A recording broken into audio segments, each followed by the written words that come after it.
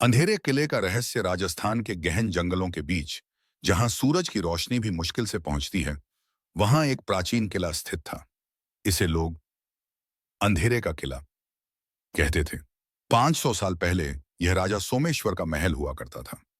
राजा अपने बुद्धिमान फैसलों और युद्ध कौशल के लिए प्रसिद्ध थे, लेकिन उनकी मृत्यु रहस्यमय परिस्थितियों में हुई। राजा के खजाने की कहानियां पूरे राज्य में मशहूर थीं, लेकिन जब से राजा और उनके सैनिक गायब हुए, माता नीचेन आहज सुई भेजते, लोग कहते हैं कि यह खजाना श्रापित हो गया।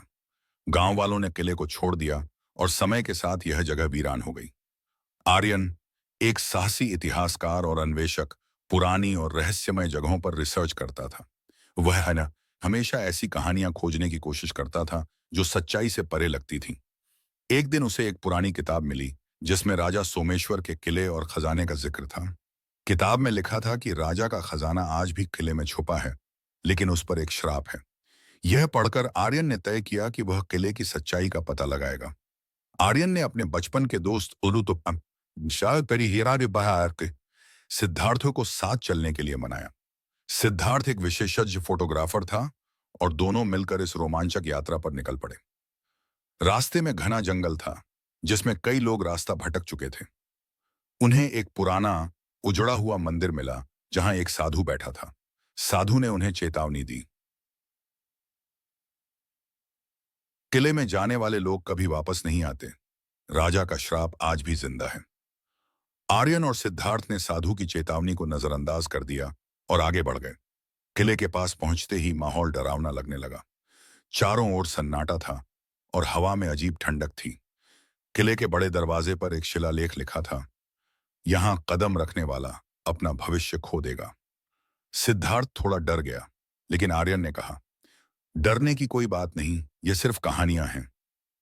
जैसे ही उन्होंने किले के अंदर कदम रखा, वहां की दीवारें भित्ति चित्रों और अजीबोगरीब चित्रों से भरी थीं। दीवारों पर एक कहानी खुदी हुई थी जिसमें बताया गया था कि राजा सोमेश्वर ने अपने खजाने को दानवों से बचाने के लिए श्रापित कर दिया था। हर कदम पर ऐसा लगा जैसे कोई उनकी निगरानी कर रहा हो। किले के मुख्य कक्ष में उन्हें एक गुप्त दरवाजा दिखा जिस पर लिखा था, जो भीतर जाएगा वह अंधेरे का हिस्सा बन जाएगा। आर्यन ने दरवाजा खोलने का फैसला किया। जैसे ही दरवाजा खुला, एक तेज हवा का झोंका आया और दोनों ने अजीब आवाजें सुनी। दरवाजे के पीछे एक सर्पिल सीढ़ी थी जो गहरे भूमिगत हॉल में ले जाती थी। वहां एक बड़ा कमरा था जिसकी छत पर एक विशाल झूमर लटका था। बीच में एक सुनहरा संदूक रखा था जो चमक रहा था। आर्यन और सिद्धार्थ ने संदूक को खोलने की कोशिश की। जैसे ही आर्यन ने संदूक छुआ, अचानक पूरा हॉल हिलने लगा। दीवारों से अजीब आकृतियां निकलने लगीं जो मानो जीवित हो गई थीं। संदूक के ऊपर से एक परछाई निकली जिसने गहरी आवाज में कहा, तुमने राजा के श्राप को जगाया है, अब यह किला तुम्हारा घर होगा। सिद्धार्थ ने डरते हुए कहा, हमें यहां से निकलना चाहिए। लेकिन आर्यन रहस्य सुलझाने की जिद में था।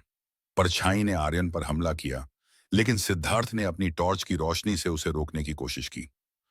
कक्ष में सभी दरवाजे बंद हो गए। दीवारों से हाथ निकलने लगे, सुडोलेष्टि को सांस लाना लगे जो दोनों को खींचने की कोशिश कर रहे थे।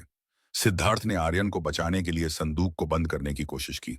उसने आर्यन को सीढ़ियों की ओर धकेला और कहा, भागो, यहां से बाहर निकलो।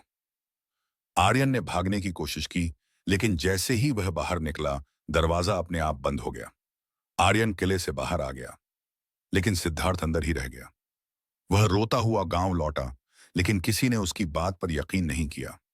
कुछ दिनों बाद उसने सिद्धार्थ की आवाज अपने सपने में सुनी, मैं अब भी यहां फंसा हुआ हूं, मुझे बाहर निकालो। आज भी जो भी उस किले के पास जाता है, वह सिद्धार्थ की परछाई देख सकता है।